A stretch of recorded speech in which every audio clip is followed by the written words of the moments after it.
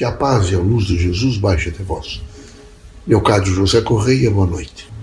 Esse é um momento necessariamente de se fazer um pouco de reflexão. É preciso que vocês todos, nesse momento, se indaguem um pouco sobre a vida, sobre a dimensão da vida material e da vida espiritual. É necessário, mais do que nunca, veja, uma relação chamada bom senso, espírito crítico e uma dimensão interna, com uma predisposição para administrar, através de frequências do bem, todos os desafios. Alguns surgirão, e eu saberei administrar. É um momento, portanto, de renovação. Todas as vezes que há grandes pressões, que há grandes propostas, nesse momento que às vezes não são aquelas que realmente uma parte da humanidade ou a humanidade inteira esperava, é um anúncio de transformações. Vocês vão entender que após essa pandemia haverá grandes transformações. Políticas, sociais, econômicas, culturais, e em todos os outros segmentos do conhecimento humano vão haver transformações.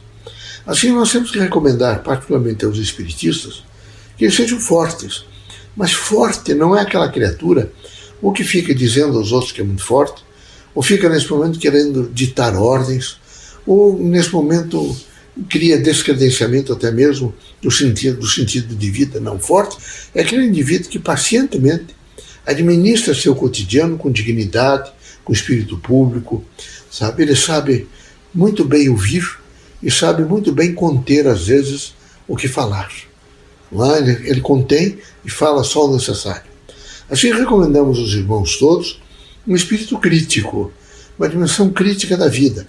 Mas essa dimensão crítica da vida não é para criar isolacionismo, não é um afastamento das pessoas, não. Aqui ninguém vive sozinho. Aqui é necessário e é fundamental que todos estejam absolutamente abertos de um campo de experiências para que os irmãos possam recolher, vejam, aqueles ensinamentos que têm a significação da diversidade. Porque é através da diversidade que todos os homens ficam mais fortes. Então os irmãos precisam estar em prontidão para essa diversidade. E nessa diversidade os irmãos encontrarão uma série infinita, vejam, de comportamentos, de reações, de respostas, de perguntas, de indagações, de reações diversas, enfim, tudo virá para que os irmãos façam realmente avaliações que sejam significativas a título de um crescimento daquilo que os irmãos chamam de conhecimento, ou de domínio de conhecimento, ou de ação de conhecimento na própria vida. Esperamos que os irmãos sejam muito fortes. Fortes, por exemplo, para ter coragem de, nesse nível de avaliação, fazer correções, às vezes, de rota, de caminhos, né? Corrigir algumas vezes os excessos que levam a querer cumprir um objetivo. Era preciso, será que eu estou me excedendo? Será que não está havendo, por minha parte, não é, um espírito, nesse momento, voluntarioso? E não é isso que nós estamos dizendo. Todos devem ter muita vontade, devem ter esperança, firmeza de caráter, disposição, consciência do que quer, mas isso implica mais do que nunca um autodomínio, uma expressão própria de si mesmo, onde ele tem controle, né, das suas propostas, onde ele sabe o que procurar, ele sabe quem conversar, e ele está sempre pronto a perguntar e ouvir. Não adianta só perguntar, é preciso perguntar e ouvir. Não adianta só perguntar e ouvir, é preciso que os irmãos todos façam a avaliação do que recolheram, do que ouviram, portanto um processamento que vá devagar se adequando àquele conhecimento dos irmãos e aqueles pontos que essencializam a própria personalidade dos irmãos. Assim, queremos que os irmãos todos, nessa grande linha de pensamento livre, de um pensamento, não é, absolutamente aberto, onde os irmãos procuram, não é, N situações, N respostas, ou fazem N perguntas, sempre objetivando um crescimento, um progresso, não é? E para isso precisam realmente ter uma consciência crítica de si mesmo. Quem não tem consciência crítica de si mesmo é desvalido de si mesmo. E os irmãos precisam fazer essa convalência do seu próprio ser. Nessa convalência do seu próprio ser, os irmãos precisam fazer um autodomínio. Eu penso assim, eu não penso, eu quero nesse momento expressar meu pensamento, eu quero fazer uma linguagem adequada, eu quero perguntar, eu quero saber colocar, não é, as respostas às perguntas que me fizerem da melhor forma possível. Eu tenho a disposição de não agredir, que aqui o grande significado da Terra é aprender e convalidar em si mesmo a tolerância. Em diversidade é preciso ter tolerância. Os irmãos não vão querer que todas as pessoas digam sempre as mesmas perguntas que os irmãos dizem ou fazem, que os irmãos deem as mesmas respostas e que todos deem as mesmas. Não. A diversidade é exatamente para fazer um treinamento cognicional, um treinamento espiritual, um treinamento de conhecimento, de frequências, porque cada um vai fazer a pergunta em um ângulo de experiências que já passou. Assim, é preciso cautela, não ter de maneira nenhuma um chamado padrão de uniformidade, onde os irmãos pudessem a todo instante uniformizar e todos realmente passariam a pensar iguais e todos fariam as mesmas reações. Seria péssimo. Os irmãos sabem que essa diversidade é que permitiu o aparecimento de graus democráticos. E a democracia é a expressão plena da diversidade, onde as pessoas têm liberdade de pensamento, desde que dentro da lei e sem constranger ou ferir, não é, ou criar distonias sociais, elas podem se expressar. E recomendamos aos irmãos, particularmente aos espiritistas, que na expressão da prece, na força, evidentemente, da fé, eles saibam realmente perguntar, saibam ouvir, sejam comedidos, bons conselheiros, atentem muito para tudo aquilo que está ocorrendo ao lado dos irmãos, sejam pacientes com os velhos, com as crianças, com aqueles que às vezes apresentam linhas de demência mental, e é preciso ser paciente com eles.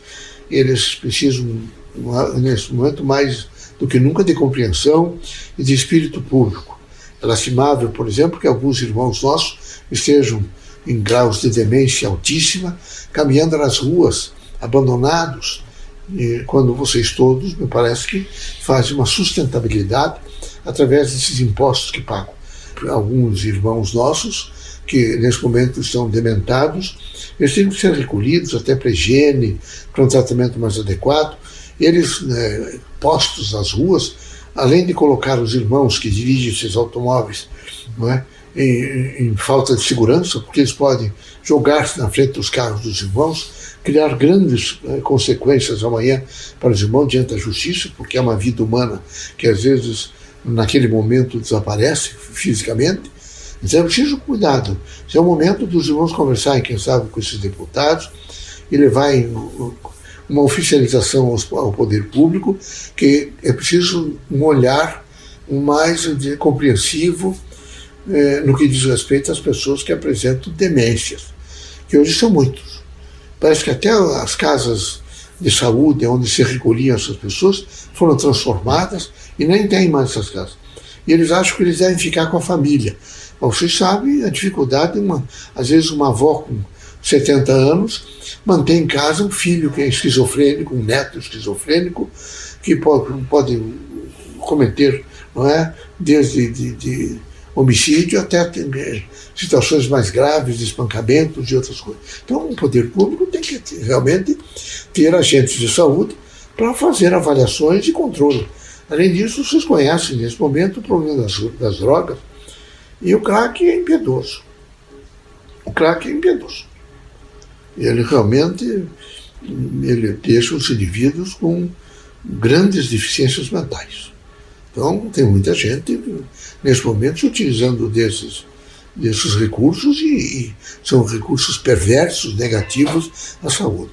Vejam os irmãos, a maconha. Não é? Alguns hoje estão fazendo campanhas e dizendo que pode liberar. Eu, como médico, diria aos irmãos que é preciso cautela. O canabidiol que se utilize para algumas convulsões, alguma coisa, controladamente por clínicos e médicos especialistas, é outra coisa. Mas liberar nesse momento para que todos passem, evidentemente, a comprar livremente, isso particularmente um país com uma cultura muito, eu não diria fraca, mas mal utilizada. Ela não está sendo bem, eu diria, sensibilizada pelos capacitores políticos para um crescimento da própria cultura. O povo brasileiro é um povo que tem cultura, todo povo tem cultura. E ele sabe se cuidar. Veja, os avós de vocês sabiam fazer chás, conheciam uma pronta, evidentemente, para quem estava com gripe, faziam e tinham resguardo com as pessoas, as mulheres que naquele momento venciam o parto, davam luz. Havia realmente. Hoje isso está descredenciado, está completamente descredenciado. É preciso resguardar a cultura do povo. O povo tem cultura, não há nem um povo e nem um homem sem cultura. E até por causa do processo reencarnatório, cada um tem um registro, não é? E esse registro passa a funcionar nas horas de necessidade. Se houvesse, por exemplo, aqui na vila, uma pessoa aí, tem 200, 300 pessoas, ou 500, ou 1000 pessoas, e uma das mulheres grávida começa o nascimento, a bolsa estoura e nada da criança nascer, e nada, e pergunta se imediatamente percorre ouvido, pessoa a pessoa, alguém sabe fazer, ninguém, de repente um indivíduo, pela força do conjunto, não é? Se institui pelaquela energia, vai e faz o parto. É um nascimento natural de uma partera. E a partir dali ela pode até fazer outros partos. Nos outros países, na Alemanha, nos países europeus, chama-se essa criatura, e ela, mesmo com nível, às vezes, cultural, que não é aquele, não é oficial do Estado, do respectivo Estado, vai-se para a universidade e ali eles credenciam dentro do teor cultural da pessoa, e ela toma todas as precauções e recebe orientações, e a cada 6 meses há visitadores públicos das universidades que vão ajudá-la a desempenhar as funções. E ela passa a desempenhar funções em torno do Estado. Aquilo que nasceu espontaneamente pode ser destruído. Lembro sempre disso, que isso é muito importante. Portanto, aos espíritas quero sempre dizer que os irmãos precisam de comedimento, espírito crítico, boa vontade e um extraordinário exercício de fé, de prece, vejo, aonde os irmãos possam, a cada dia que passa, fazer o fortalecimento da imanência junto aos irmãos. Deus os abençoe, Jesus os ilumine. Aos outros irmãos, que fico na expectativa de que se diga alguma coisa sobre essa pandemia, quero dizer aos irmãos que isso é um começo do fim. Vai realmente se vencer, é preciso fazer a vacina, é preciso continuar com os cuidados adequados, lavar as mãos, usar as máscaras, não fazer essas aglomerações, mesmo depois de vacinados. É muito importante, portanto, não é, os cuidados que os próprios agentes da saúde, médicos, enfermeiros e todos os outros estão sistematicamente fazendo recomendações. É preciso seguir essas recomendações. Também lembrar, não é, como religioso, como um espírito desencarnado, manifestante, que é muito importante a esperança, a força da fé, sentir essa força da fé e dizer a si mesmo algumas vezes durante o dia: estou bem, Deus está comigo, eu tenho certeza de que eu estou num procedimento do bem, num procedimento do equilíbrio. E através dessa linha de equilíbrio, dessa via de equilíbrio, eu hei realmente de encontrar o melhor, de me satisfazer, de ajudar o meu próximo e viver em paz. Coragem, meus amigos, esperança e muita fraternidade no coração, no espírito, visualizando sempre o melhor. Deus os abençoe.